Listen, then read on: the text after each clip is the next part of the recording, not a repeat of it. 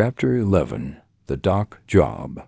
For days, Ricky had been tailing Vincent Moretti after dark, keeping 2 cars back, headlights dimmed.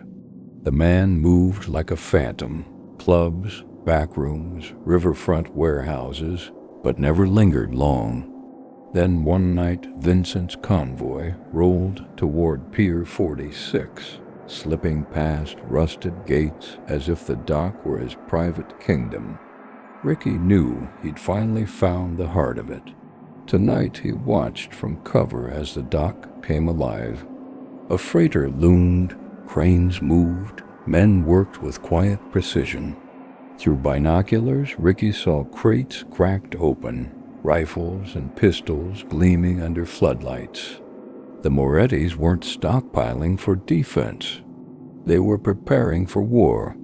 He scribbled container numbers into his notebook, hands unsteady with adrenaline. Headlights cut through the dark. Ricky flattened to the ground as a car pulled in. Vincent Moretti climbed out, leather coat shining, cigar flaring as he barked orders in Italian. He clapped his men on the back, climbed onto a crate, and laughed like the whole port belonged to him. Ricky's chest burned. This was the man who'd nearly stolen Katalyna and who'd shot up their cabin. His hand closed around his pistol. For one searing second, he imagined stepping forward and putting an end to it all. But he didn't, not yet. He forced himself back into the shadows and slipped away. By dawn, Ricky stood by the kitchen table. Katalyna sat across from him, robe drawn tight, eyes sharp despite exhaustion. "You're playing with fire," she whispered. "If Papa finds out you refuse to kill, he'll call it weakness. If the Morettis know you're watching, they'll put you in the ground. And the FBI." She shook her head. "They'll drain you until nothing's left." Ricky held her hand. "What would you have me do? Let Vincent build his army?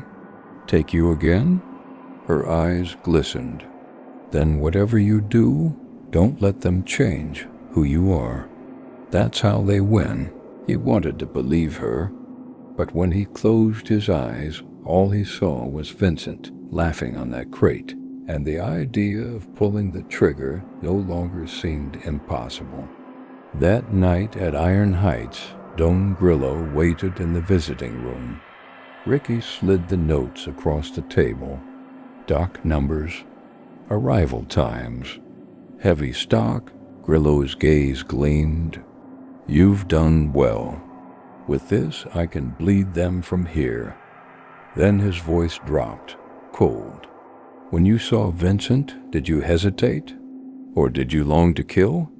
Ricky swallowed hard. "I did what you asked. Nothing more." The Don's faint smile chilled him. "Good." Later, driving home, Ricky spotted the FBI sedan idling down the block, a cigarette glowing inside. Both sides were watching. Both sides expected him to choose. And Ricky Mike knew sooner or later he would. Chapter 12. The Last Gift. The morning news was a requiem. "Gun battle at Pier 46 leaves 8 dead," the anchor read, as flashing lights and body bags filled the screen. Ricky shut off the TV. The silence cut deeper. When Katalyna entered, her eyes said she already knew. "You gave him what he wanted," she whispered. "And now you see what it costs." Ricky buried his face in his hands. "I thought it was the only way to protect you. But all I've done is give your father more blood." That afternoon at Iron Heights, Don Grillo sat before a chessboard, regal despite prison grays. "You've done well," he said. "The Morettis are broken. 8 men are dead," Ricky shot back. The Don's eyes dimmed. "You think I don't carry ghosts? This life takes everything. It will take me soon enough." If you stay, it will take you and her." Ricky frowned. "What are you saying?" "You love my daughter," Grillo said softly. "Not for power, but because you die before losing her. For that, you have my respect." He leaned closer. "In my study, behind the picture of San Gennaro, there's a brass key. It opens a house in Tuscany. The safe combination is 31,794. Inside, money, papers, enough to vanish. Take Katalyna. Leave. My war ends with me." For the first time, Grillo looked mortal. "Do not come back. If you love her, go and let me burn in the fire I built." That night, Ricky and Katalyna packed in silence. Clothes, papers, the hidden key. By dawn, the FBI sedan outside watched only an empty condo. A week later, the Tuscan air smelled warm and sweet. Ricky stood among rows of sunlit vines, Katalyna's hand clasped in his. Inside the villa, the safe opened easily. Bundles of euros, passports, even a gun. Not weapons of war, tools of survival. Katalyna's eyes glistened. "Did he really give us this?" Ricky nodded.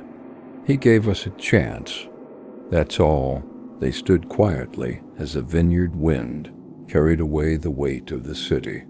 Back in Iron Heights, Don Grillo sat alone, chess pieces untouched. He smiled faintly, picturing his daughter walking free. "Run far, my little star," he murmured in Italian. Then his eyes hardened. His war remained. But for her and the man she loved, he had given one last gift. And so Ricky, Mike, and Katalyna vanished into the Tuscan hills. For now they had freedom. For now they had each other. And for the first time, the future was theirs to choose. Do you think Ricky and Katalyna would be safe forever? Like, share, and subscribe.